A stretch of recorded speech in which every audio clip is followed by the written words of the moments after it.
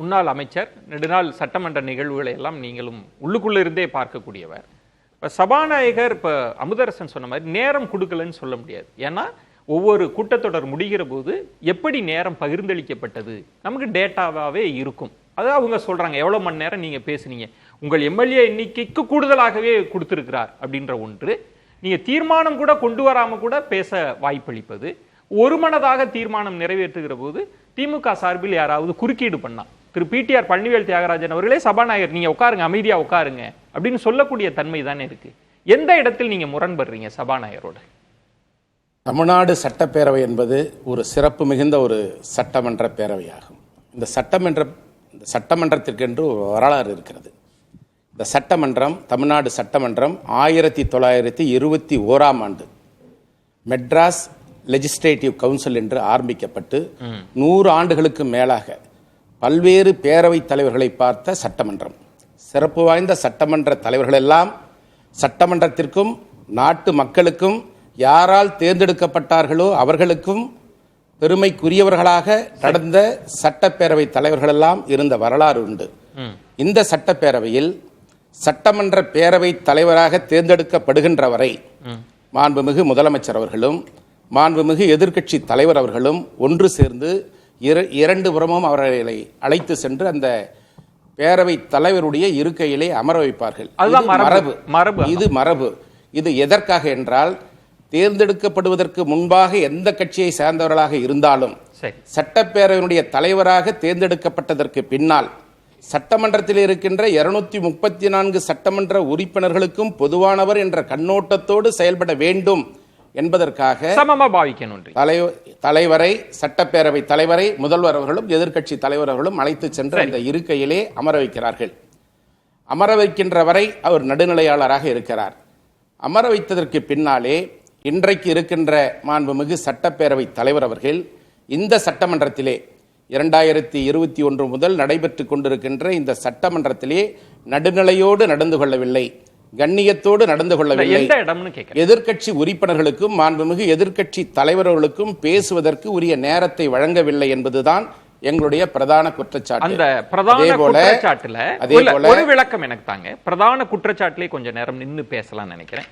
இன்றைக்கு கூட கொடுக்கப்பட்ட நேரத்தை தாண்டி கேபி முனுசாமி அவர்கள், இபிஎஸ் அவர்கள் எல்லாம் பேசினா 48% உங்களுக்கு தான் நேரம் கொடுத்திருக்கிறார். தவறான தகவலை மாண்புமிகு பேரவைத் தலைவர்கள் சொல்லுகிறார்கள். சட்டமன்றத்திலே ஆளுநர் உரையின் மீது பேசப்பட்ட போது ஆளும் கட்சிக்கு 6 மணி நேரம் என்றும் எதிர்கட்சிக்கு 12 மணி நேரம் என்று சொல்லுகிறார். ஆளும் கட்சியின் சார்பிலே ஒவ்வொரு நாளும் நடைபெறுகின்ற விவாதத்தின் போது 4 சட்டமன்ற உறுப்பினர்களுக்கு வாய்ப்பு அளிக்கப்படுகிறது. ஆனால் அனைத்து இந்திய அண்ணா திராவிட முன்னேற்ற கழகத்துடைய உறுப்பினர்களில் 2 பேருக்கு மட்டுமே அந்த வாய்ப்பு அளிக்கப்படுகிறது. மாண்புமிகு பேரவைத் தலைவர் அவர்கள் சொல்லுகின்ற போது அலுவல் ஆய்வுக்குழுவிலே முடிவெடுக்கின்ற பொழுது முதலில் பேசுகின்ற சட்டமன்ற உறுப்பினர்களுக்கு 15 நிமிடம் என்று சொல்லுகிறார். சரி. அதற்கு பிறகு பேசுகின்ற அனைத்து சட்டமன்ற உறுப்பினர்களுக்கும் 10 நிமிடம் என்று நிர்ணயம் செய்யப்பட்டு அறிவிக்கிறார். சரி. ஆனால் இன்றைக்கு கூட எங்களுடைய அனைத்து இந்திய அண்ணா திராவிட முன்னேற்ற கழகத்துடைய சட்டமன்ற உறுப்பினர் அண்ணன் மாண்புமிகு கேபி முனுசாமி அவர்கள் பேசுகின்ற பொழுது 15 நிமிடங்கள் என்று சொல்லுகிறார். பல்வேறு பிரச்சனைகளை சட்டமன்றத்துடைய கவனத்திற்கு கொண்டு வருகிறார். அந்த 15 நிமிடங்களில் பல்வேறு அமைச்சர்கள், முதலமைச்சர்கள் உட்பட, நிதியமைச்சர் உட்பட, பொதுப்பணித்துறை அமைச்சர் உட்பட இந்த இலாக்காவிற்கு சம்பந்தமே இல்லாதவர்கள் எல்லாம் இடையூறு செய்து அவருடைய பேச்சை குறைக்கிறார்கள், திசை திருப்புகிறார்கள்.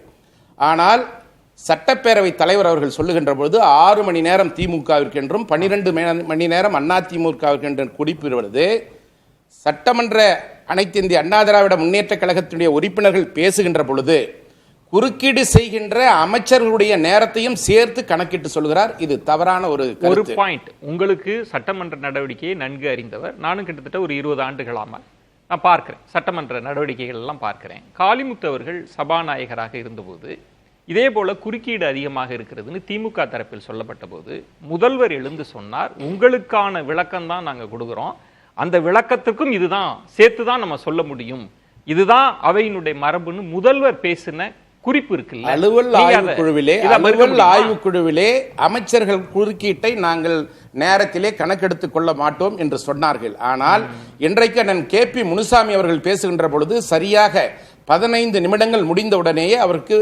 மணி அடித்து உட்கார வைத்து விடுகிறார்கள். ஆனால் அதற்கு பிறகு பேசுகின்ற சட்டமன்ற உறுப்பினர்களுக்கு 10 நிமிடம் என்று அலுவல் ஆய்வுக்குழுவிலே நிர்ணயம் செய்யப்பட்ட பிறகும் கூட இன்றைக்கு பேசிய திமுக சட்டமன்ற உறுப்பினர்கள் மற்ற சட்டமன்ற உறுப்பினர்களுக்கு 10 நிமிடங்களுக்கு மேலாக 15 நிமிடம் 20 நிமிடம் என்று கூடுதலான நேரத்தை ஒதுக்குகிறார். பாரபட்சமாக இந்த பேரவைத் தலைவர் நடந்து கொள்கிறார் என்பதுதான் எங்களுடைய குற்றச்சாட்டு. அதே போல எங்களுடைய சட்டமன்றத்துடைய பிரதான எதிர்க்கட்சி தலைவர் அண்ணன் எடப்பாடியார் அவர்கள் எந்த பிரச்சனையை பற்றி பேசுவதாக இருந்தாலும் சட்டமன்றத்திலே அவர் பேசுகின்ற பொழுது நேரலையை துண்டித்து விடுகிறார்கள்.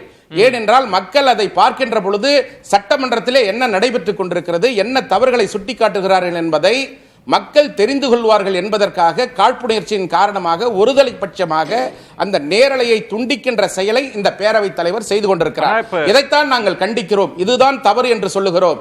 இதைத்தான் நாங்கள் ஒருதலை பட்சமாக மாண்புமிகு பேரவைத் தலைவர்கள் நடந்து கொள்கிறார்கள் என்று சுட்டிக்காட்டுகிறோம். நீங்க சொன்னது ஒரு பிரதான பிரச்சனை. ஆனா இதற்கு முன்பு சட்டமன்றத்தில் நேரலை எல்லாம் கிடையாது. அந்தந்த சார்பு தொலைக்காட்சி, கட்சி தொலைக்காட்சியில இரவு ஒளிபரப்புவாங்க சட்டமன்ற நடவடிக்கைன்னு. இப்ப நீங்க சொல்றது நீங்க கொண்டு வந்துட்டீங்க நேரலைன்னு, ஆனா அதை முழுசா கொண்டு வாங்க.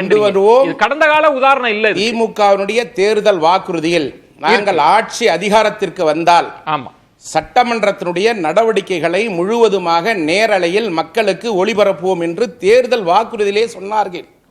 அதே போல சட்டமன்றத்திலே ஒவ்வொரு ஆண்டும் 100 நாட்கள் சட்டப்பேரவை நடத்துவோம் என்று சொன்னார்கள். அலுவல் ஆய்வுக்குழுவிலே அனைத்து இந்திய அண்ணா திராவிட முன்னேற்ற கழகத்தின் சார்பிலே கலந்து கொள்கின்ற சட்டமன்ற உறுப்பினர்கள், மாண்புமிகு எதிர்க்கட்சி துணைத் தலைவர், மாண்புமிகு கொறடா போன்றவர்கள் சட்டமன்றத்துடைய நாட்களை அதிகப்படுத்த வேண்டும் என்று சொல்லுகின்ற பொழுது கூட ஆளும் கட்சியினுடைய கண்ணசைவிற்கு ஏற்ப இந்த பேரவைத் தலைவர் நடந்து கொள்கிறார் என்பதுதான் எங்களுடைய குற்றச்சாட்டு. தேர்தல் அறிக்கையிலே நீங்கள் சொல்லியது போல ஆண்டொன்றிற்கு 100 நாட்கள் என்றாலும் கூட நடைபெற்ற 4 ஆண்டுகளில் 400 நாட்கள் சட்டமன்றம் நடந்திருக்க வேண்டும்.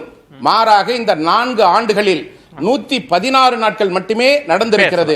இது சட்டப்பேரவை தலைவருடைய ஒருதலை பட்சமான நடவடிக்கை என்பதை குற்றம் சாட்டுகிறோம்.